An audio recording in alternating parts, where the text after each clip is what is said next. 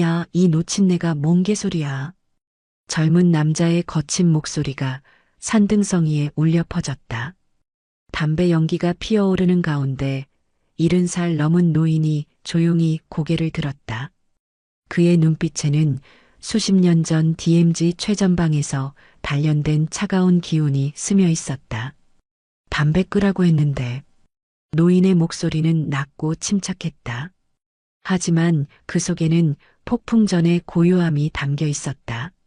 뭐, 이 할아버지가 미쳤나? 여긴 우리 구역이야. 문신으로 뒤덮인 팔뚝을 드러낸 채 20대 후반으로 보이는 남자가 담배를 더욱 깊게 빨아들였다. 연기를 노인의 얼굴 쪽으로 뿜어내며 비웃음을 터뜨렸다. 바람이 소나무 사이로 스며들며 잎사귀들이 바스락거렸다. 멀리서 까마귀 울음소리가 들려왔다. 그리고 그 순간 노인의 입가에 희미한 미소가 번졌다. 그래, 이제부터가 진짜 수업이군. 새벽 5시, 알람이 울리기도 전에 최진택의 눈이 떠졌다. 70년을 살아온 몸은 이미 정확한 생체 리듬을 가지고 있었다. 그는 침대에서 일어나 창문을 열었다.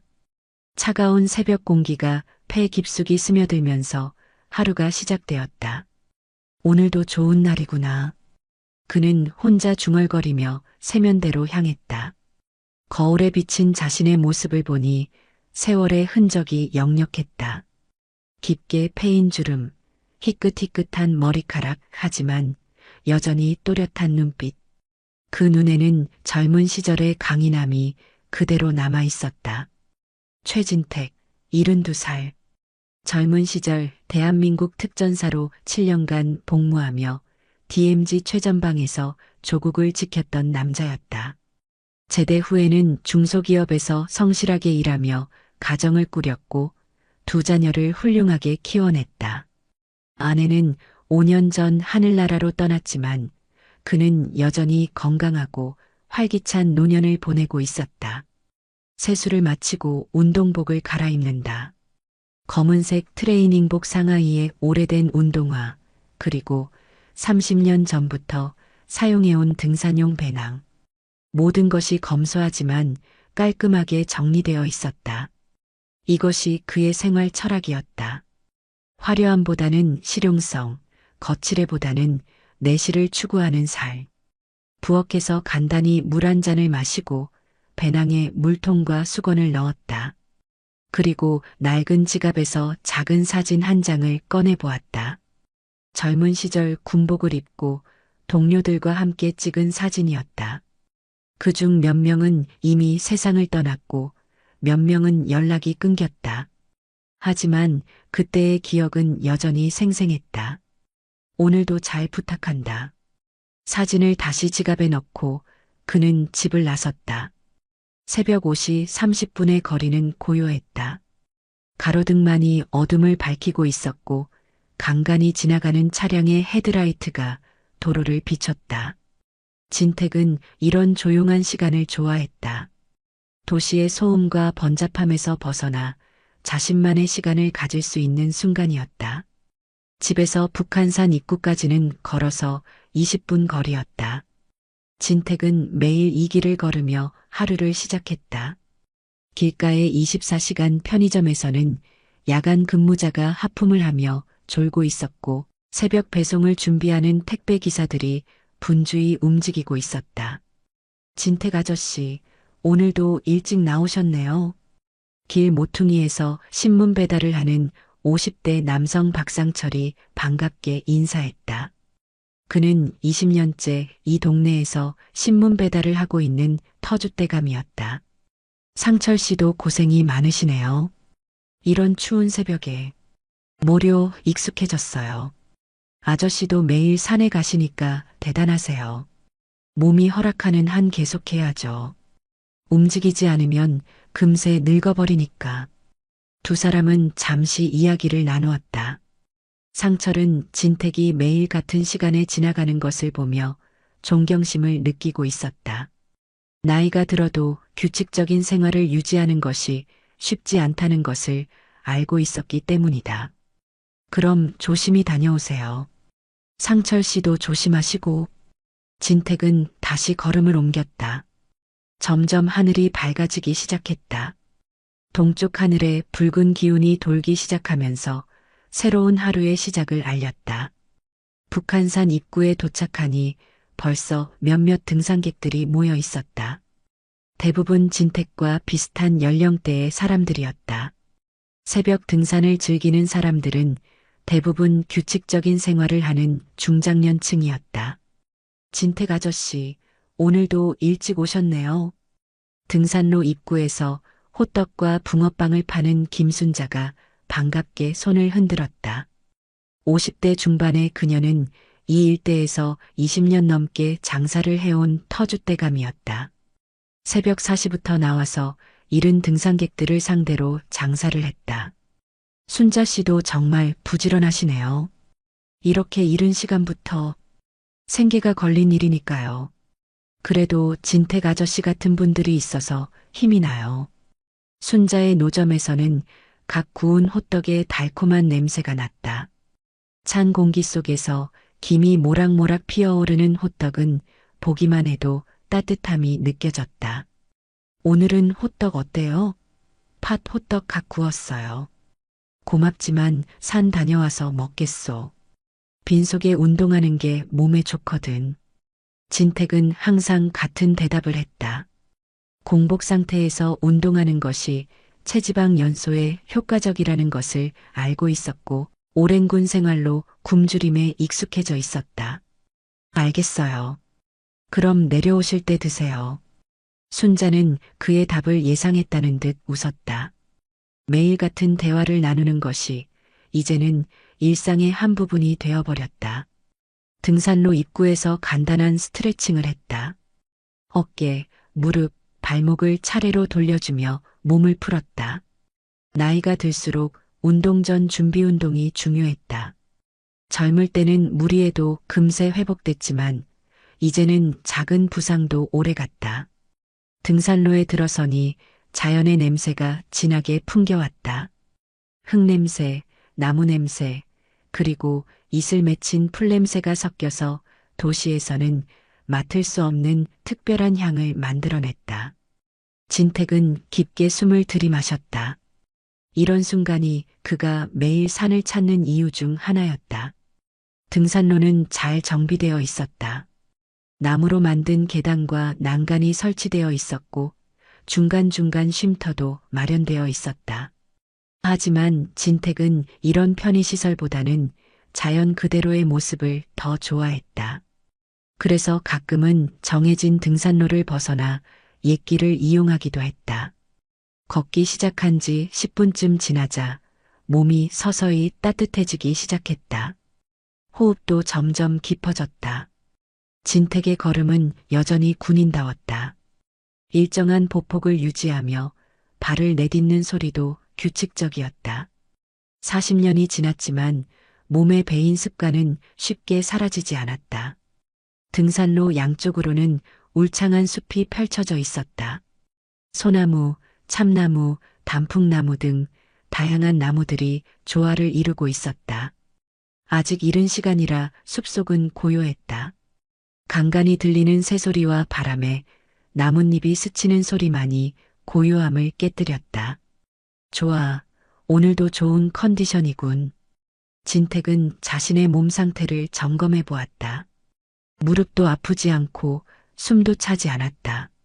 70대의 나이에도 불구하고 체력은 여전했다. 이것은 꾸준한 운동과 규칙적인 생활의 결과였다. 15분쯤 더 걸으니 첫 번째 쉼터가 나타났다. 나무로 만든 벤치와 테이블이 놓여 있었고 작은 안내판에는 이곳의 해발고도와 정상까지의 거리가 적혀 있었다. 진택은 잠시 쉬어가기로 했다. 벤치에 앉아 물을 한 모금 마셨다. 시원한 물이 목을 타고 내려가면서 몸의 열기를 식혀주었다. 아직 해가 완전히 뜨지 않아서 공기는 차가웠지만 운동으로 인해 몸은 따뜻했다. 이때 등산로 아래쪽에서 목소리가 들려왔다. 젊은 남자들의 목소리였다. 처음에는 일반적인 등산객인 줄 알았지만 점점 가까워지면서 그들의 대화 내용이 들려왔다. 야, 여기 진짜 좋다. 아무도 안 올라오고. 맞아. 우리만 아는 장소지. 형님이 알려준 덕분에 완전 굿이야. 담배 한 대 피우고 가자. 아무도 모를 거야. 진택의 표정이 굳어졌다. 담배 냄새가 바람을 타고 날아왔다. 산림보호구역에서의 흡연은 명백히 금지되어 있었다. 더욱이 요즘같이 건조한 날씨에는 작은 불씨 하나가 큰 산불로 이어질 수 있었다. 시발, 진짜 좋네. 여기서 담배 피우니까 꿀맛이야. 그러게, 집에서는 맨날 담배 피우지 말라고 잔소리하는데, 여기는 우리 세상이지. 누가 뭐라고 하겠어?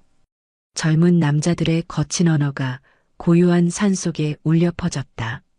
진택은 그들이 있는 쪽을 바라보았다. 나무 사이로 희미하게 연기가 피어오르는 것이 보였다. 진택은 고민했다. 그냥 지나칠 수도 있었다. 괜히 문제를 만들 필요가 없었다. 하지만 그의 마음 한편에서는 다른 목소리가 들려왔다. 잘못된 것을 보고 그냥 지나치는 것은 그것을 용인하는 것과 같다는 군대에서 배운 교훈이었다. 더욱이 산불의 위험성을 생각하면 그냥 넘어갈 수 없었다. 몇 년 전 강원도 산불로 인해 수많은 산림이 타버린 것을 기억하고 있었다. 그 원인 중 하나가 등산객의 부주의한 흡연이었다. 진택은 천천히 일어났다. 배낭을 다시 메고 젊은 남자들이 있는 쪽으로 향했다. 그의 걸음에는 망설임이 없었다. 해야 할 일이라고 판단했기 때문이었다. 소나무와 참나무 사이로 난 작은 길을 따라 올라가니 4명의 젊은 남자들이 담배를 피우며 앉아 있는 것이 보였다. 그들의 나이는 20대 후반에서 30대 초반으로 보였다. 옷차림과 몸에 새겨진 문신들을 보니 평범한 등산객들이 아니라는 것이 명확했다. 리더격으로 보이는 남자는 검은 가죽 자켓을 입고 있었고 목에는 굵은 금목걸이가 걸려 있었다. 그의 오른팔에는 용 문신이 선명하게 새겨져 있었다. 다른 3명도 각각 특이한 옷차림과 문신을 하고 있었다. 형님, 이 산 진짜 조용하네요.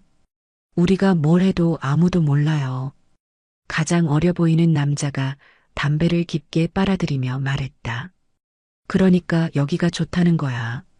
도시에서는 CCTV 천지라 맘 편히 담배도 못 피우겠어.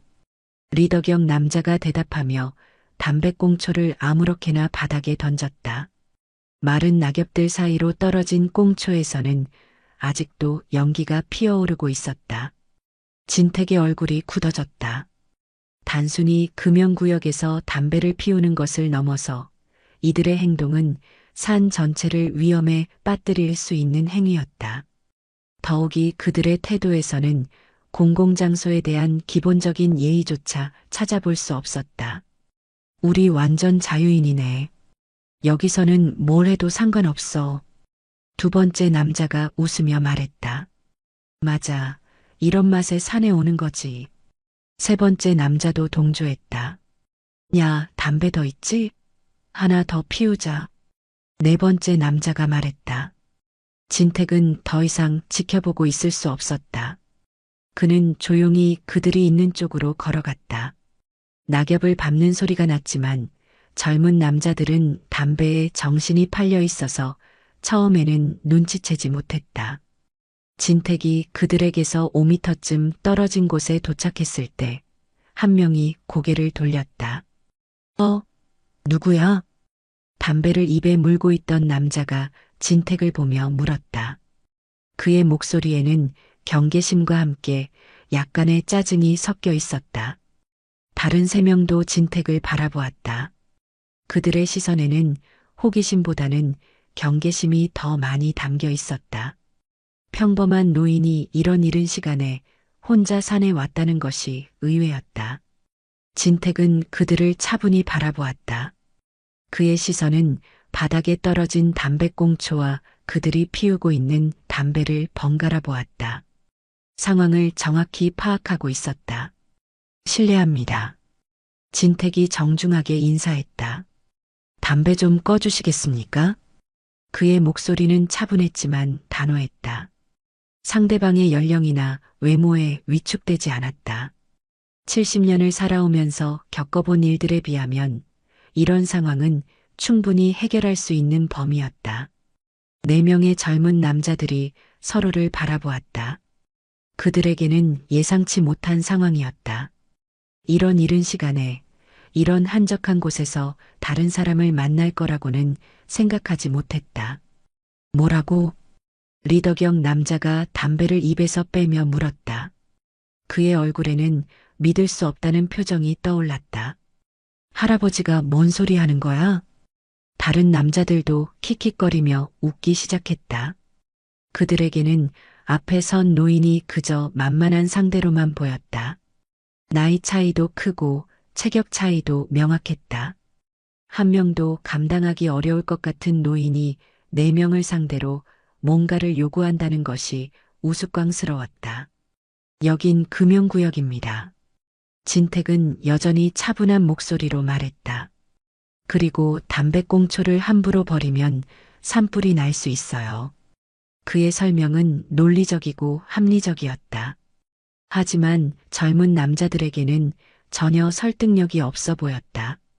금연구요? 2번째 남자가 비웃으며 말했다. 여기가 네 집이야? 우리가 뭘 하든 상관없잖아. 산불? 3번째 남자도 웃었다. 그까짓 거 뭐 어때? 산이 타면 타는 거지. 그들의 반응은 진택의 예상을 벗어나지 않았다. 하지만 실제로 듣고 보니 더욱 안타까웠다. 공공의식이나 환경보호에 대한 인식이 전혀 없었다. 상관 있습니다. 진택이 고개를 저으며 말했다. 이 산은 우리 모두의 것이니까요. 우리 모두의 거? 리더격 남자가 일어서며 진택에게 한 발짝 다가왔다. 할아버지, 여기가 어디인지 알고 말하는 거야? 그의 말투에서 위협적인 뉘앙스가 느껴졌다. 다른 남자들도 하나둘 일어서기 시작했다. 이 일대는 우리가 관리하는 구역이라고. 그의 말에는 명확한 의미가 담겨 있었다. 자신들이 이 지역을 장악하고 있다는 뜻이었다. 일반적인 등산객이라면 이 말을 듣고 무서워서 물러섰을 것이다. 하지만 진택은 여전히 자리를 지키고 있었다. 그의 2 손은 자연스럽게 허리춤에 놓여 있었는데 언뜻 보기에는 평범한 자세였지만 자세히 보면 언제든 움직일 수 있는 준비 자세였다. 관리한다고 하셨는데 그럼 더더욱 담배를 꺼야 하는 거 아닙니까? 진택이 논리적으로 반박했다. 산을 관리하는 사람이 산불 위험을 만들면 안 되죠. 그의 말은 완벽하게 옳았다. 하지만 젊은 남자들에게는 그런 논리보다는 자존심이 더 중요했다. 한 노인이 자신들에게 훈계를 한다는 것이 참을 수 없었다. 분위기가 점점 험악해지기 시작했다. 바람이 세게 불어와서 나뭇잎들이 바스락거렸고 어디선가 까마귀 울음소리가 들려왔다. 마치 곧 일어날 일을 예고하는 것 같았다. 아, 이 영감이 지금 우리한테 설교하는 거야? 리더격인 장혁진이 화를 내며 소리쳤다.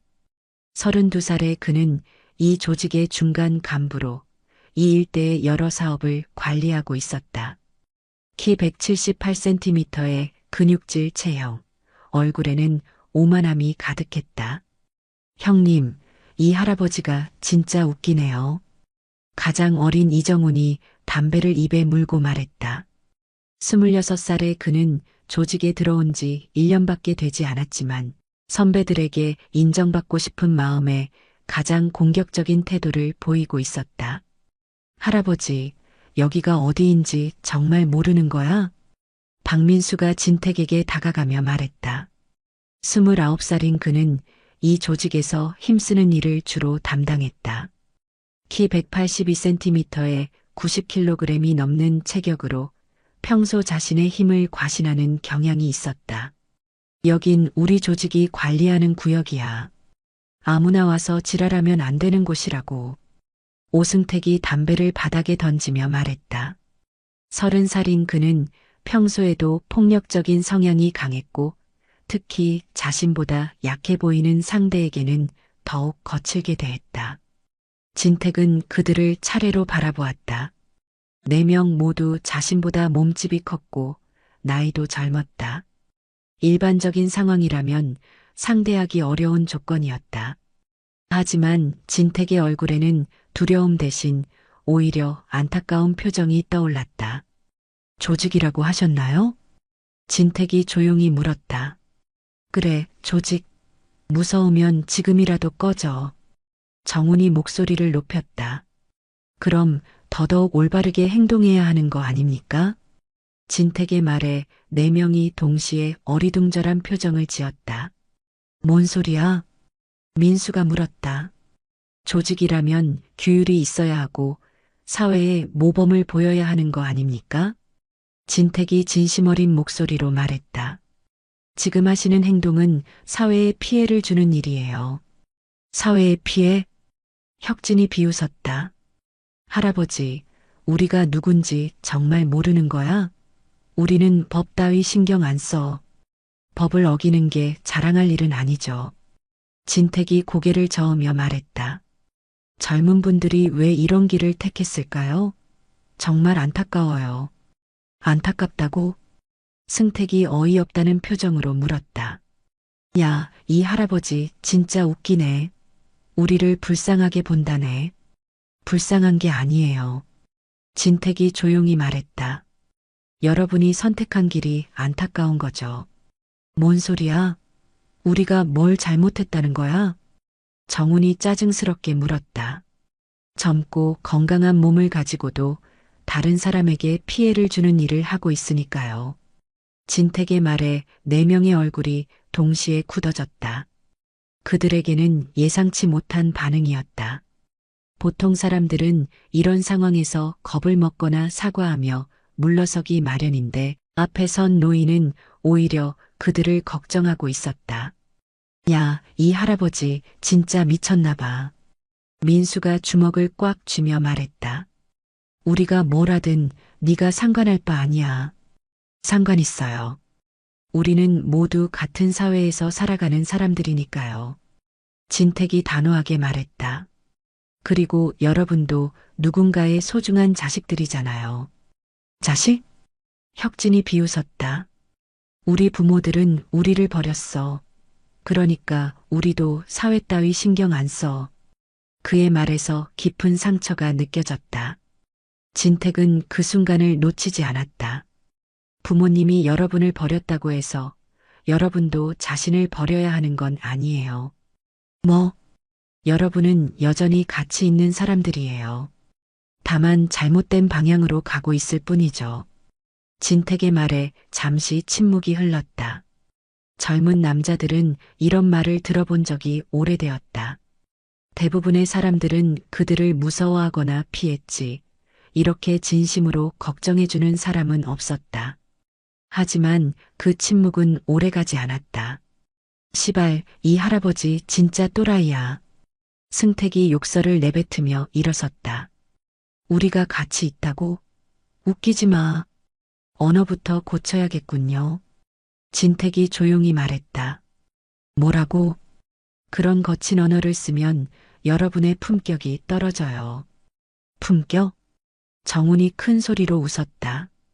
할아버지, 우리한테 품격을 말해? 우리는 조폭이야, 조폭? 조폭이라는 것도 직업일 뿐이에요. 사람의 본질과는 다른 거죠. 진택의 말에 4명이 모두 당황했다. 이런 반응은 정말 예상하지 못했다. 본질? 혁진이 중얼거렸다. 네. 여러분의 본질은 악한 게 아니에요. 다만 환경이 그렇게 만들었을 뿐이죠. 환경이 우리를 만들었다고? 민수가 물었다. 네. 하지만 환경은 바꿀 수 있어요. 의지만 있다면요. 의지? 승택이 비웃었다. 할아버지, 현실을 몰라도 너무 몰라. 우리가 이미 이 길에 너무 깊이 들어왔어. 아직 늦지 않았어요. 진택이 확신에 찬 목소리로 말했다. 여러분은 아직 젊어요. 얼마든지 새로운 시작을 할 수 있어요. 새로운 시작? 정훈이 어이없다는 표정으로 물었다. 우리가 뭘 할 수 있는데? 우리는 제대로 배운 것도 없고 기술도 없어. 배우면 되죠. 기술도 익히면 되고요. 그게 쉽다고 생각해? 혁진이 화를 내며 말했다. 우리 나이에 새로 시작한다고? 말도 안 돼. 어렵긴 하죠. 하지만 불가능하지는 않아요. 진택이 고개를 끄덕였다. 제가 군대에 있을 때 탈영을 시도했다가 붙잡힌 후임이 있었어요. 젊은 남자들이 갑자기 관심을 보였다. 그 후임은 집안 사정이 어려워서 돈을 벌어야 했는데 군 복무가 너무 힘들어서 도망쳤던 거였어요. 그래서 민수가 물었다. 처음에는 모두가 그를 문제아라고 생각했어요. 하지만 제가 그와 진심으로 대화를 나누어 보니 그는 정말 가족을 위해 희생하려는 좋은 사람이었어요. 그래서 어떻게 됐는데? 정훈이 궁금해하며 물었다. 제가 그를 도와줬어요. 군대에서도 가족을 도울 수 있는 방법을 찾아줬고 제대 후에는 좋은 직장을 구할 수 있도록 추천서도 써줬어요. 그래서 지금은 중소기업의 과장으로 일하고 있어요. 결혼도 하고 아이도 둘이나 있고요. 진택의 이야기에 네 명이 모두 조용해졌다. 할아버지 말이 사실이야? 승택이 조심스럽게 물었다. 네. 사람은 언제든 변할 수 있어요. 누군가 진심으로 도와준다면요. 그럼 할아버지는 우리를 도와주겠다는 거야? 혁진이 믿을 수 없다는 표정으로 물었다. 도와드리고 싶어요. 하지만 먼저 여러분이 변하고 싶다는 마음을 가져야 해요. 진택의 말에 네 명이 서로를 바라보았다. 변하고 싶어도 쉽지 않을 거야. 민수가 고개를 저으며 말했다. 이미 조직에 들어왔는데 그냥 나갈 수 있는 것도 아니고 그것도 방법이 있을 거예요. 진택이 말했다. 중요한 건 여러분의 의지예요. 그 순간 바람이 세게 불어왔다. 나뭇잎들이 회오리치며 날아다니고 어디선가 나뭇가지 부러지는 소리가 들렸다. 할아버지, 정훈이 조심스럽게 말을 걸었다. 우리가 정말 바뀔 수 있을까요? 그의 목소리에는 간절함이 담겨 있었다. 물론이에요. 하지만 진택이 잠시 멈췄다. 먼저 지금 하고 있는 잘못된 행동부터 고쳐야 해요. 잘못된 행동? 혁진이 물었다. 담배를 끄고 꽁초를 주우세요. 그리고 앞으로는 이런 곳에서 담배를 피우지 마세요. 진택의 요구는 간단했지만 젊은 남자들에게는 자존심의 문제였다. 그게 그렇게 중요한 일이야? 승택이 물었다. 네. 작은 일부터 제대로 하지 못하면 큰 변화는 불가능해요. 하지만 우리가 할아버지 말을 들어야 할 이유가 있어? 민수가 반발했다. 이유는 없어요. 진택이 솔직하게 말했다. 다만 여러분이 정말 변하고 싶다면 이런 작은 것부터 실천해야 한다는 거죠. 네 명이 다시 서로를 바라보았다. 진택의 말이 옳다는 것을 알았지만 쉽게 받아들이기는 어려웠다. 자존심과 체면이 걸린 문제였다. 만약 우리가 담배를 안 끄면 어떻게 할 거야? 혁진이 도전적으로 물었다. 그럼 제가 직접 끄게 해드리겠어요. 진택의 대답에 네 명이 모두 놀랐다. 뭐라고? 제가 직접 담배를 끄게 해드린다는 뜻이에요. 진택의 목소리는 여전히 차분했지만 그 속에는 확고한 의지가 담겨 있었다. 할아버지, 설마 우리랑 싸우겠다는 거야? 정훈이 믿을 수 없다는 표정으로 물었다. 싸움이 아니라 교육이에요. 진택이 미소를 지으며 말했다. 올바른 행동이 무엇인지 가르쳐 드리는 거죠. 그 순간 네 명의 얼굴이 동시에 변했다. 지금까지는 단순한 말다툼이라고 생각했는데 상황이 다른 방향으로 흘러가고 있었다. 야, 이 할아버지 진짜 미쳤나? 민수가 중얼거렸다. 우리 네 명한테 덤비겠다는 거야? 덤비는 게 아니라 가르쳐 드리는 거예요. 진택이 다시 강조했다. 여러분이 올바른 선택을 할 수 있도록 도와드리는 거죠. 분위기가 급격히 변했다. 처음에는 단순한 대화였는데 이제는 물리적 충돌이 일어날 것 같은 긴장감이 감돌았다. 할아버지, 마지막으로 한 번 더 말할게. 혁진이 차가운 목소리로 말했다. 지금 꺼지면 봐준다. 하지만 계속 이렇게 나오면 어떻게 하시겠다는 거죠? 진택이 궁금하다는 표정으로 물었다. 다칠 수도 있어. 제가요? 그래, 네가. 혁진이 단호하게 말했다. 진택은 잠시 그들을 바라보았다. 그리고 천천히 배낭을 어깨에서 내려 바닥에 놓았다. 그의 모든 동작이 침착하고 정확했다. 그럼 이제부터 진짜 교육을 시작하겠습니다. 진택의 말이 끝나자 산속의 공기가 갑자기 팽팽해졌다. 바람도 잠시 멈춘 것 같았고 새소리도 들리지 않았다. 네 명의 젊은 남자들은 서로를 바라보며 망설였다. 정말 한 노인과 싸워야 하는 상황이 된 것이 믿어지지 않았다. 하지만 이미 말은 나갔고 후퇴할 수도 없었다. 그들의 자존심과 체면이 걸린 문제가 되어버렸다. 좋아, 그렇게 나온다면. 혁진이 주먹을 쥐었다. 우리도 어쩔 수 없지. 이런 시발.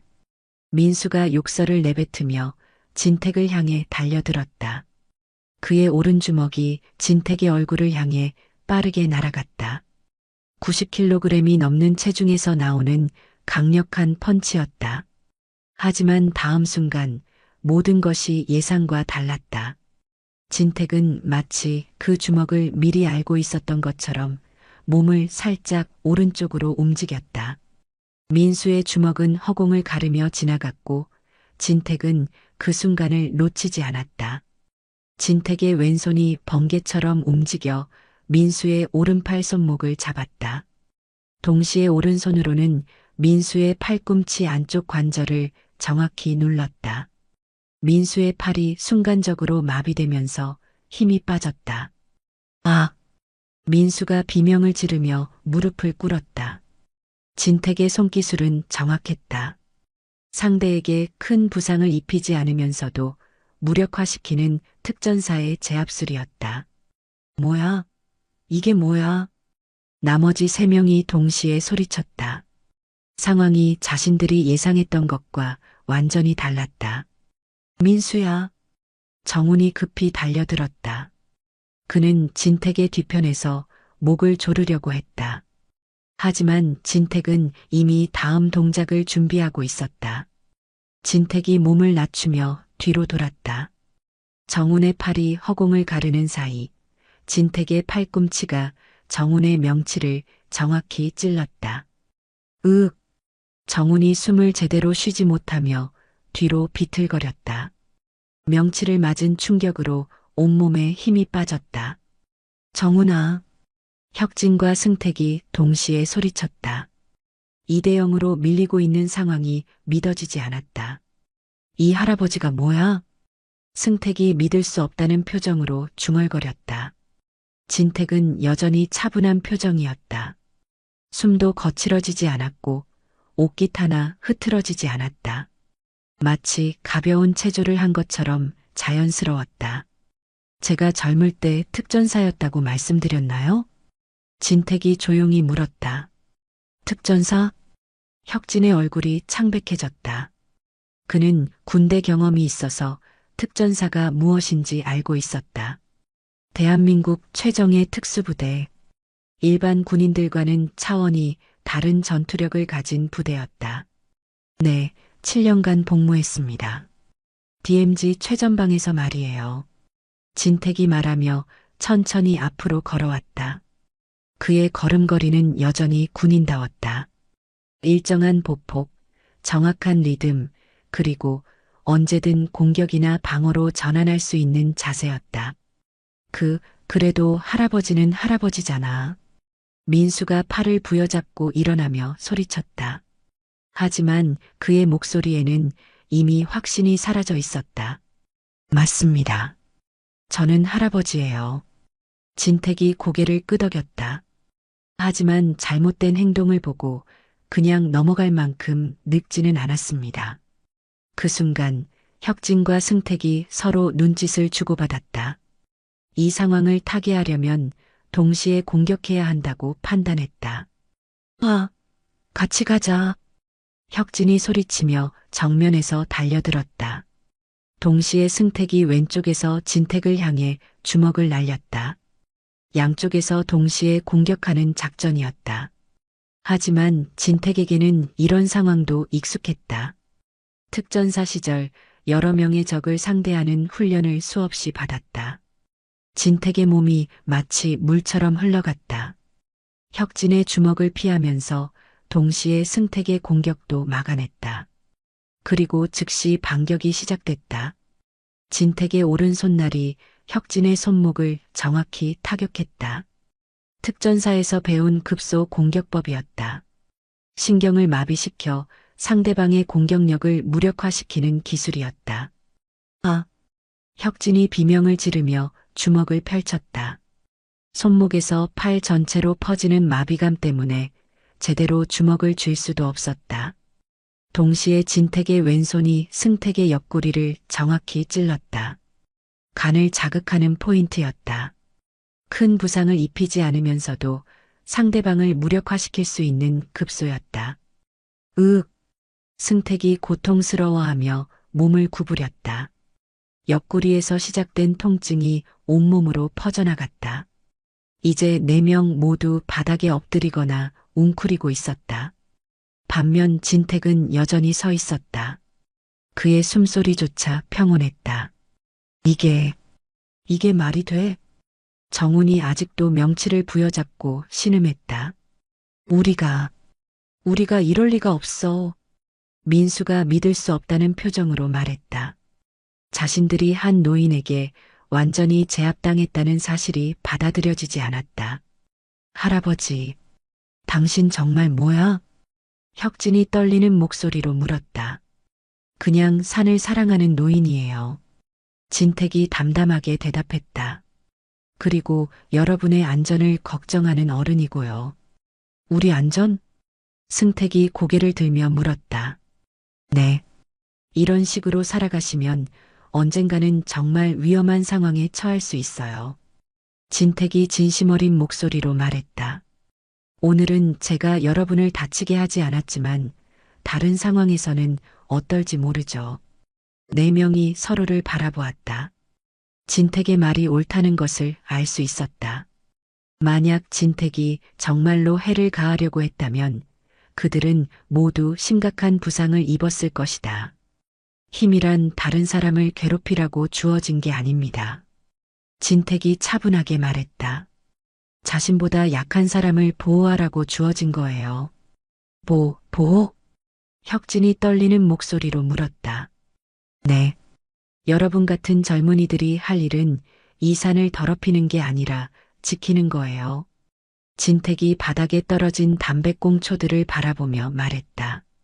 그리고 약한 사람들을 괴롭히는 게 아니라 보호하는 거고요. 우리가 약한 사람들을 괴롭혔어요? 정훈이 조심스럽게 물었다. 그동안 여러분이 한 일들을 생각해 보세요. 진택이 말했다. 정말 자랑할 만한 일들이었나요? 4명이 모두 고개를 숙였다. 지금까지 자신들이 한 일들이 떠올랐다. 약한 사람들을 괴롭히고 돈을 뺏고 폭력을 휘두르고 정말 자랑할 것이 하나도 없었다. 할아버지, 우리가 정말 잘못 살았나요? 민수가 작은 목소리로 물었다. 잘못 살았다기보다는 잘못된 방향으로 가고 있다고 보는 게 맞을 것 같아요. 진택이 부드러운 목소리로 말했다. 하지만 아직 늦지 않았어요. 정말 그럴까요? 승택이 눈물을 글썽이며 물었다. 물론이에요. 여러분은 아직 젊고 건강해요. 얼마든지 새로운 삶을 시작할 수 있어요. 진택의 말에 네 명의 마음이 움직이기 시작했다. 오랫동안 잊고 있던 감정들이 되살아났다. 죄책감, 후회, 그리고 희망. 할아버지. 혁진이 조심스럽게 말을 걸었다. 우리 어떻게 해야 해요? 먼저 잘못을 인정하는 것부터 시작하세요. 진택이 말했다. 그리고 피해를 입힌 사람들에게 사과하고요. 그 다음에는 정훈이 물었다. 정직하게 살아가세요. 남에게 피해를 주지 않는 일을 찾아서 말이에요. 쉽지 않을 거예요. 민수가 고개를 저으며 말했다. 쉽지는 않겠지만 불가능하지는 않아요. 진택이 확신에 찬 목소리로 말했다. 제가 도와드릴 수 있는 일이 있다면 도와드리겠어요. 정말 도와주실 거예요? 승택이 믿을 수 없다는 표정으로 물었다. 네. 하지만 조건이 있어요. 조건? 진심으로 변하겠다는 마음을 가져야 해요. 그리고 그 마음을 행동으로 보여줘야 하고요. 진택이 바닥에 담배꽁초들을 가리키며 말했다. 먼저 저 담배꽁초들을 주우세요. 그리고 앞으로는 이런 곳에서 담배를 피우지 마세요. 네 명이 서로를 바라보았다. 작은 일 같았지만 그들에게는 큰 의미가 있었다. 변화의 첫걸음이었다. 알겠습니다. 혁진이 먼저 일어나서 바닥에 담배꽁초를 줍기 시작했다. 다른 세 명도 하나둘 따라했다. 할아버지. 모든 담배꽁초를 주운 후 민수가 조심스럽게 말을 걸었다. 우리 정말 바뀔 수 있을까요? 물론이에요. 여러분이 원한다면 말이에요. 진택이 따뜻한 미소를 지으며 말했다. 변화는 마음에서 시작되거든요. 네 명의 눈에서 눈물이 흘러내렸다. 오랫동안 잊고 있던 따뜻함을 느꼈기 때문이었다. 누군가 자신들을 진심으로 걱정해주고 믿어준다는 것이 이렇게 큰 힘이 될 줄은 몰랐다. 감사합니다, 할아버지. 정훈이 고개를 숙이며 말했다. 정말 감사합니다. 바람이 다시 불어왔다. 이번에는 부드럽고 따뜻한 바람이었다. 나뭇잎들이 살랑살랑 흔들리며 평화로운 소리를 만들어냈다. 마치 모든 것이 새로운 시작을 축복하는 것 같았다. 할아버지, 성함이 뭐예요? 혁진이 마지막으로 묻자 진택이 미소를 지으며 대답했다. 최진택입니다. 최진택, 평생 잊지 않겠습니다.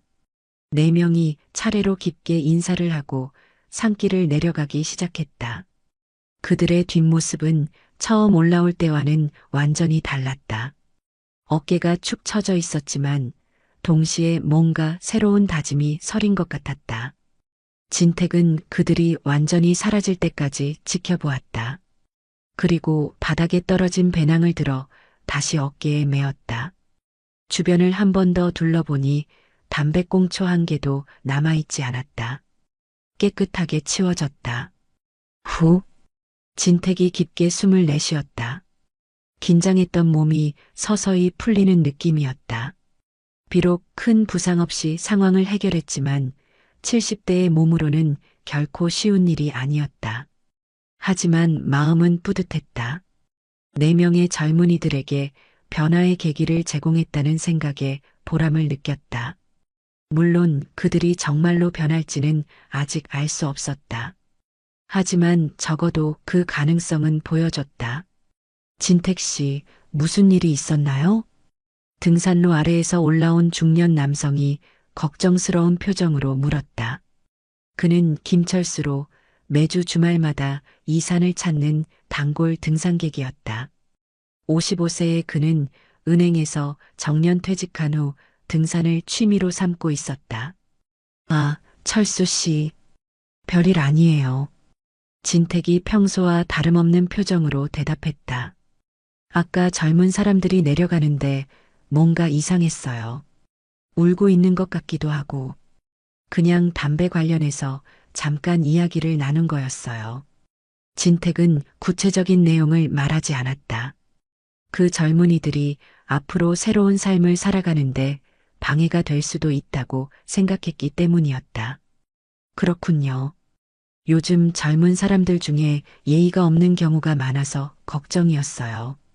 혹시 진택 씨한테 무례하게 굴지는 않았나요?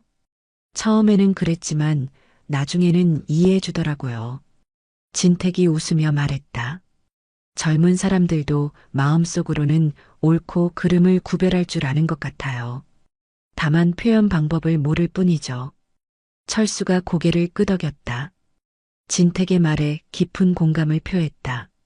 맞는 말씀이에요. 저도 직장에서 후배들을 보면서 느낀 건데 요즘 젊은이들은 혼나는 것에 익숙하지 않아서 처음에는 반발하지만 진심으로 대하면 결국 알아줘요. 그래서 포기하면 안 된다고 생각해요. 진택이 말했다. 어른들이 먼저 모범을 보이고 인내심을 가지고 기다려줘야 하죠. 두 사람은 잠시 더 이야기를 나눈 후 각자 등산을 계속했다. 진택은 평소보다 느린 속도로 정상을 향해 올라갔다.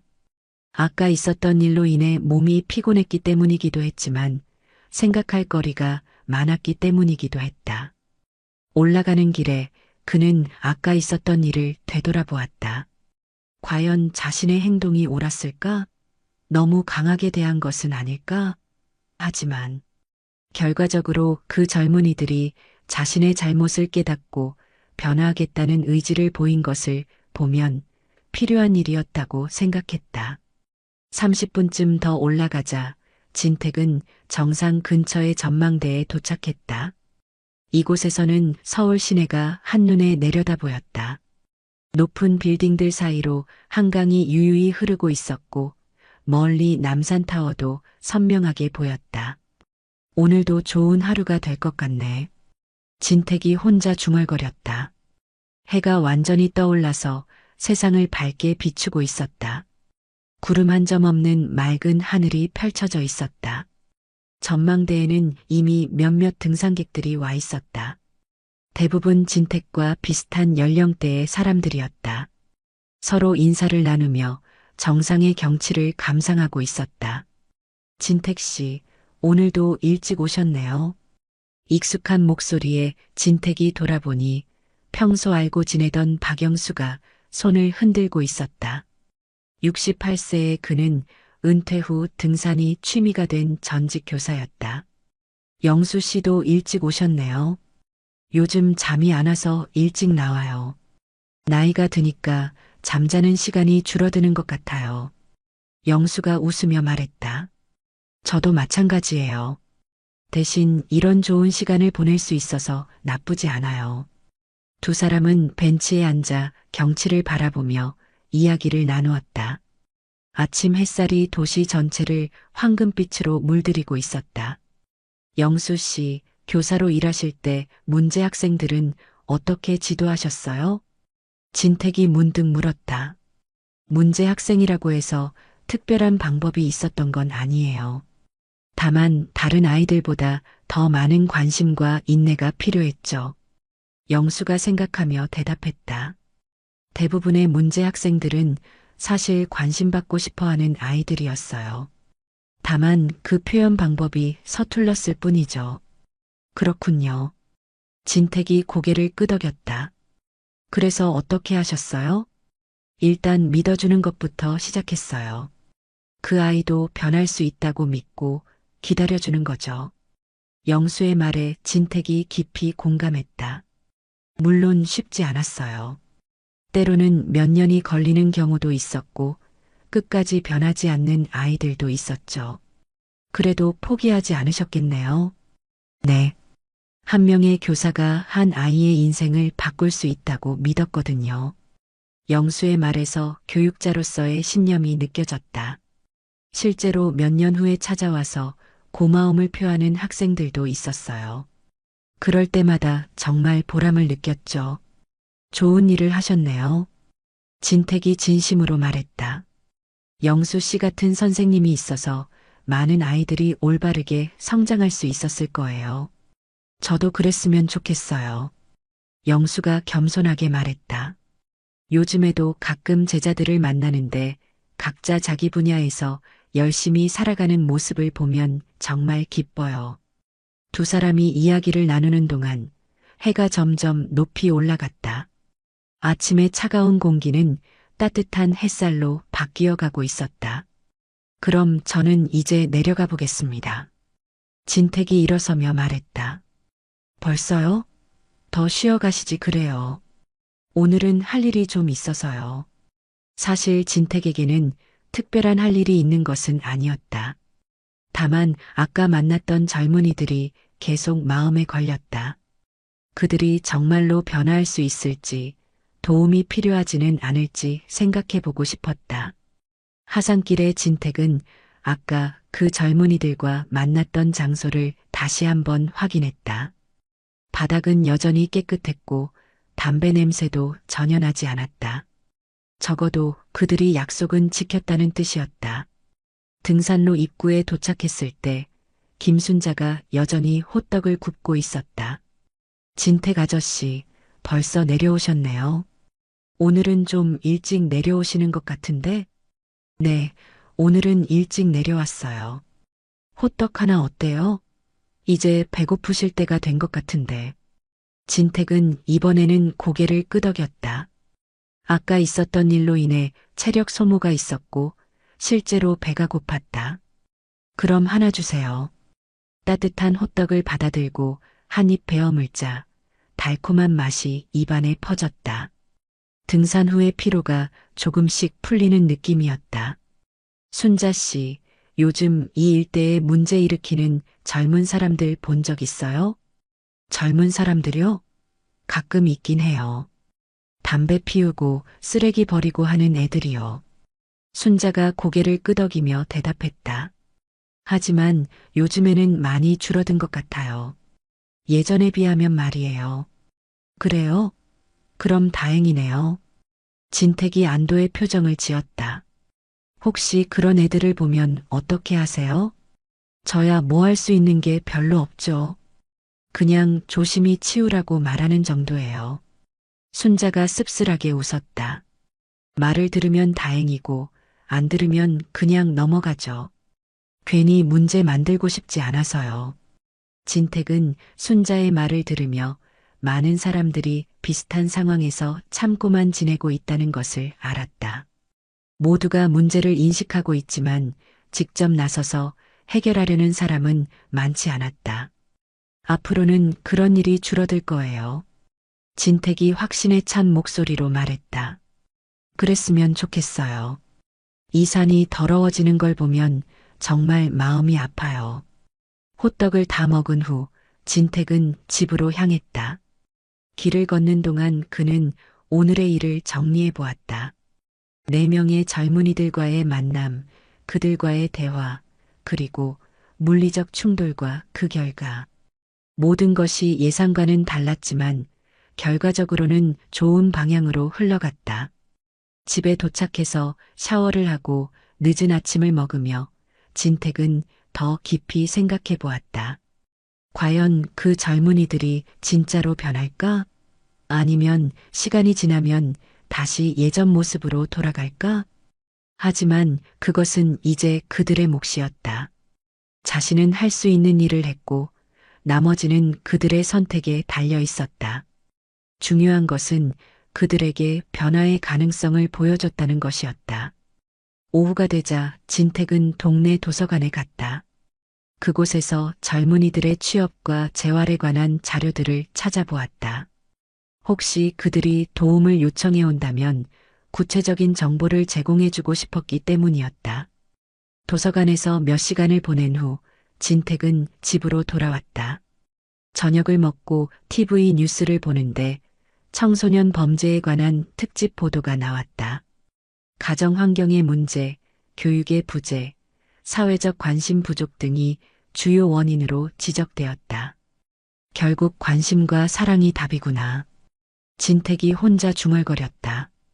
이틀 후 진택이 평소처럼 산에 오르고 있을 때였다. 등산로 입구에서 익숙한 목소리가 들려왔다. 할아버지.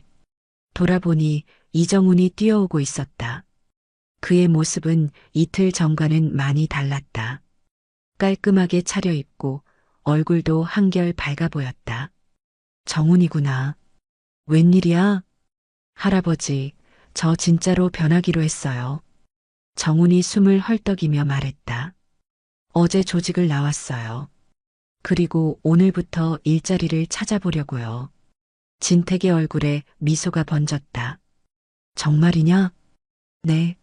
그런데 어디서부터 시작해야 할지 모르겠어서 할아버지께 조언을 구하러 왔어요. 좋다. 차근차근 도와주마. 진택이 따뜻하게 말했다. 다른 친구들은 어떻게 됐니? 민수 형도 나왔어요. 지금 용접 기술을 배우고 있어요. 혁진 형은 아직 고민 중이고 승택 형은 아직 연락이 안 돼요. 그래도 2명이나 변화를 시작했구나. 잘했다. 진택이 정훈의 어깨를 토닥이며 말했다. 나머지 친구들도 곧 따라올 거야. 그날부터 진택은 정훈의 멘토 역할을 하기 시작했다. 이력서 작성법부터 면접 요령까지 사회에 첫 발을 내딛는 젊은이에게 필요한 모든 것을 가르쳐 주었다. 한 달 후 정훈은 작은 회사에 취직했다. 급여는 많지 않았지만 정직한 일이었다.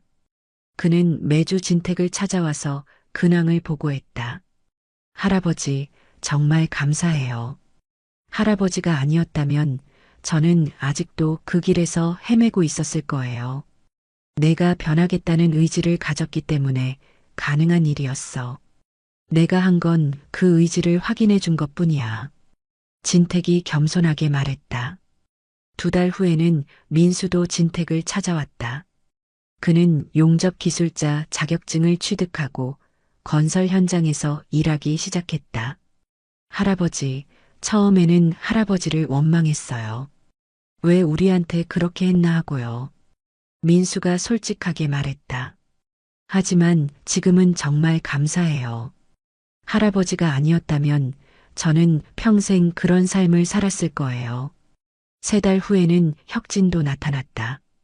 그는 가장 늦게 조직을 나왔지만 가장 큰 변화를 보였다. 야간 대학에 진학해서 경영학을 공부하기 시작했다.